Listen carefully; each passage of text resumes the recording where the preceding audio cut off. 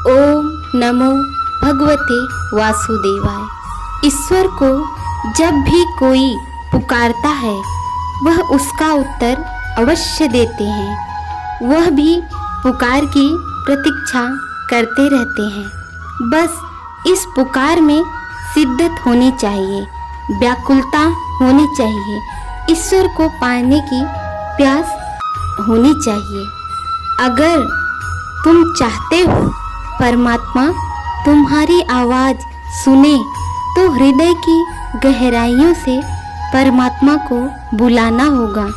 तुम जितनी तड़प से उन्हें पुकारोगे उतनी ही जल्दी उनका जवाब आ जाएगा। ऐसी ही एक कहानी हम आपके लिए लेकर आए हैं। एक समय की बात है, एक वृद्ध ब्राह्मण थे। वे ब्राह्मण बहुत धनी थे।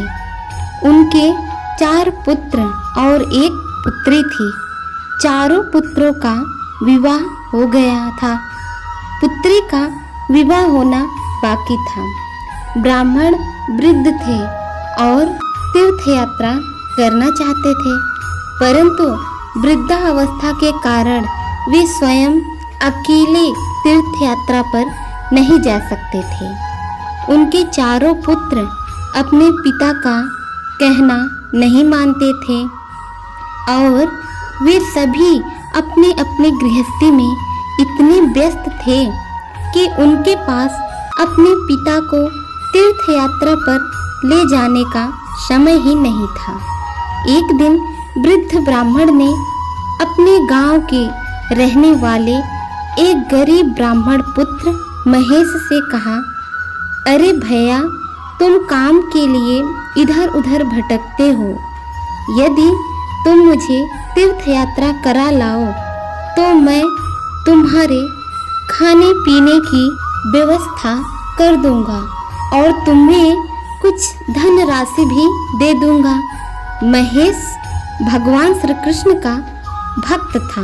वह बोला, यह तो बहुत अच्छी बात है, आपके साथ मुझे भी तीर्थों के दर्शन हो जाएंगे। महेश तीर्थ यात्रा पर जाने के लिए शहर से ही राजी हो गया। फिर दोनों तीर्थ यात्रा पर निकल पड़े। वृद्ध ब्राह्मण जहाँ जहाँ जाना चाहते थे महेश उन्हें उन सभी तीर्थों में ले गया। पूरे मार्ग में महेश ने उन वृद्ध ब्राह्मण की बहुत सेवा की और हर तरह से उनका ख्याल रखा और उन्हें किसी प्रकार का कोई कष्ट नहीं होने दिया। यात्रा करते करते वे दोनों वृंदावन पहुँचे। वृंदावन में वृद्ध ब्राह्मण बीमार हो गए। महेश ने उनकी खूब सेवा की और उन्हें कुछ ही दिनों में स्वस्थ कर दिया। महेश की सेवा से वृद्ध ब्राह्मण का हृदय द्रवित हो गया, इसलिए वह उसे कुछ देना चाहता था। जब वे दोनों वृंदावन में श्री ठाकुर जी के दर्शन कर रहे थे तब उस वृद्ध ब्राह्मण ने महेश से कहा, बेटा, तुमने मेरी बहुत सेवा की है, मैं तुम्हें क्या दे सकता हूँ। मेरी एक पुत्री है जो बहुत सुंदर और गुणवान है। मैं चाहता हूँ तुम उससे विवाह करो और मैं तुम्हें बहुत सा धन भी दूंगा।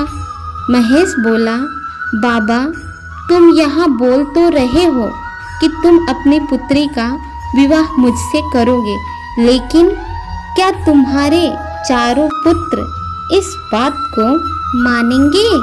वृद्ध ब्राह्मण बोला, मेरे पुत्र मेरी बात क्यों नहीं मानेंगे?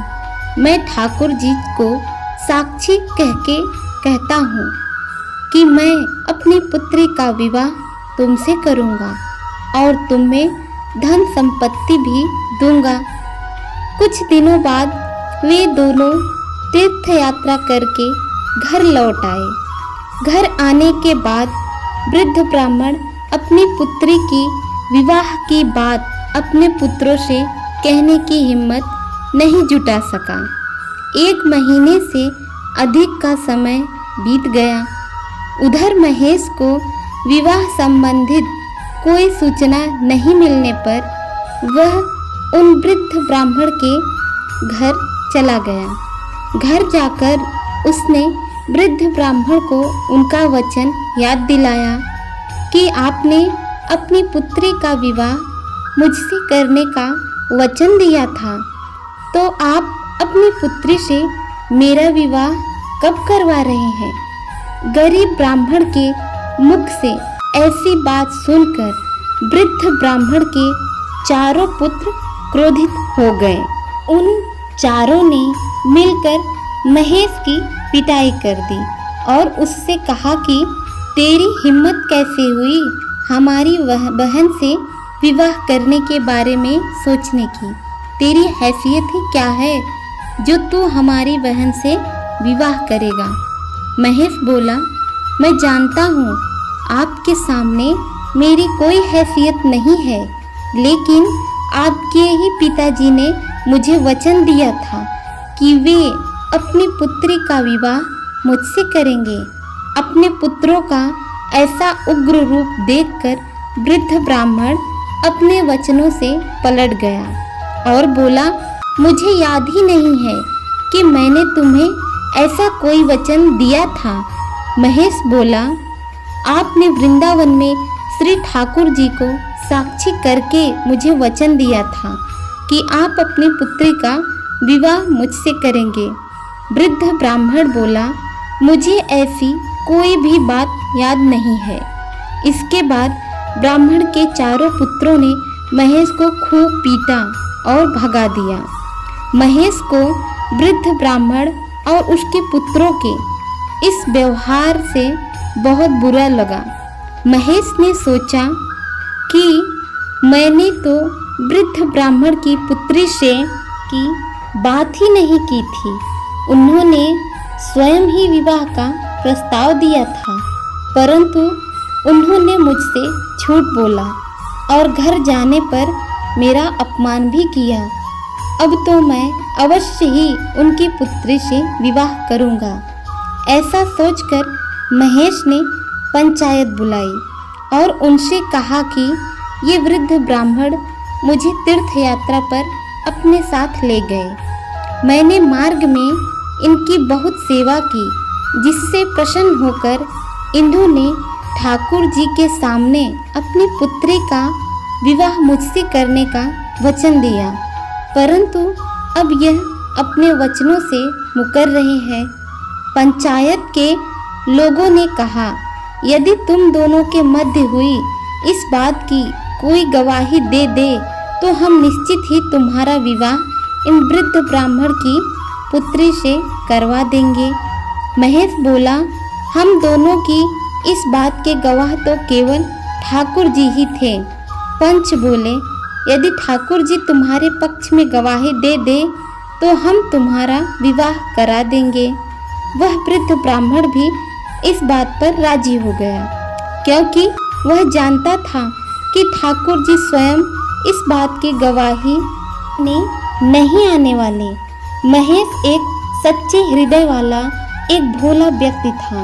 वह ठाकुर जी को मूर्ति नहीं मानता था, वह उन्हें साक्षात ठाकुर जी ही मानता था। पंचों की बात मानकर वह वृंदावन पहुंचा। जब वह वृंदावन पहुंचा तब तक ठाकुर जी की शयन आरती हो चुकी थी और मंदिर बंद हो चुका था। महेश ने मंदिर के बाहर से ही पूछा, सुनो ठाकुर जी, उस वृद्ध ब्राह्मण ने आपके सामने मेरे ब्याह की बात की थी या नहीं की थी?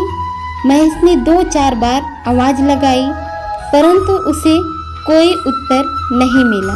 अब उसने जोर से दरवाज़ा पीटकर आवाज़ लगाई, सुनो ठाकुर जी, मैं आपको चैन से सोने नहीं दूंगा।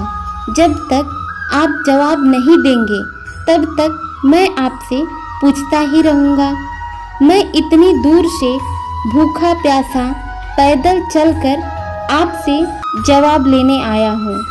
मेरे ब्याह की बात है, आपको मेरे साथ गवाही देने चलना ही पड़ेगा। ठाकुर जी मंदिर के भीतर से बोले, मूर्ति भी कभी चलती है? महेश बोला, जब मूर्ति बोलती है तो चलेगी क्यों नहीं। ठाकुर जी फंस गए।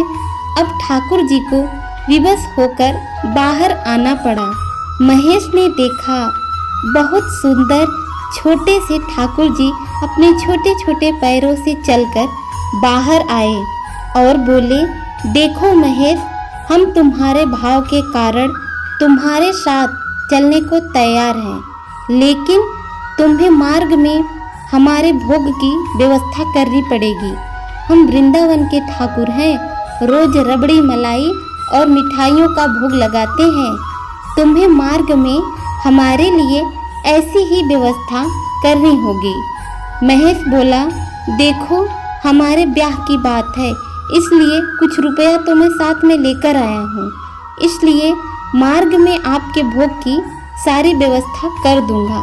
लेकिन आप बताओ, आप मेरे साथ कैसे चलेंगे? ठाकुर जी बोले, हम तुम्हारे साथ पैदल चलेंगे। आगे आगे तुम चलना, पीछे पीछे हम चलेंगे और मार्ग में थोड़ी थोड़ी देर में हमें भोग लगा देना। महेश बोला, ठाकुर जी वो सब तो ठीक है, लेकिन मैं आगे आगे चलूँगा तो मुझे कैसे मालूम होगा कि आप पीछे पीछे आ रहे हैं या नहीं? ठाकुर जी बोले, तुम्हें मेरे नुपुरों की ध्वनि पूरे मार्ग में सुनाई देगी, लेकिन एक बात याद रखना, यदि तुमने मुझे पीछे मुड़कर देखा तो मैं वहीं ठहर जाऊंगा और आगे नहीं जाऊंगा। बात तय हो गई और दोनों चल दिए। महेश मार्ग में समय समय पर ठाकुर जी को भोग लगाता हुआ आगे बढ़ रहा था और उसे अपने पीछे ठाकुर जी के नुपुरों की ध्वनि भी सुनाई दे रही थी। जब महेश अपने गांव की नज़दीक पहुंचा तो उसने सोचा कि क्या ठाकुर जी मेरे पीछे आ भी रहे हैं या केवल नुपुर ही बज रहे हैं। यह सोचकर उसने पीछे मुड़कर देखा। उसने देखा ठाकुर जी उसके पीछे खड़े थे। महेश बोला, चलिए ठाकुर जी, अब गांव कुछ ही दूर रह गया है। ठाकुर जी बोले, अब मैं कहीं नहीं जाऊंगा, हमारी तुम्हारी बात तय हुई थी। अगर तुम पीछे मुड़कर देखोगे तो मैं वहीं स्थिर हो जाऊंगा। अब तुम्हें जिसको भी बुलाना हो यहीं हमारे पास लेकर आओ, मैं यही गवाही दूंगा। महेश कर सकता था। बेचारा महेश गांव में दौड़ता हुआ गया और सबको चिल्लाकर बताया, वृंदावन के ठाकुर जी पधारे हैं गवाही देने के लिए। यह सुनकर सारे गांव के लोग जमा हो गए, पंचायत भी बैठ गई।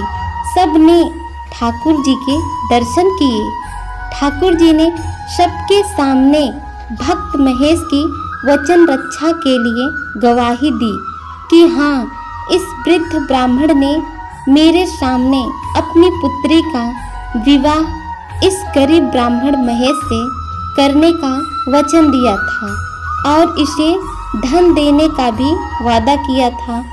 ठाकुर जी को साक्षात गवाही देते देख सुनकर उस वृद्ध ब्राह्मण का झूठ सभी के सामने आ गया और पूरे गांव के सामने उस वृद्ध ब्राह्मण को लज्जित होना पड़ा। अब उसने अपनी गलती भी मान ली।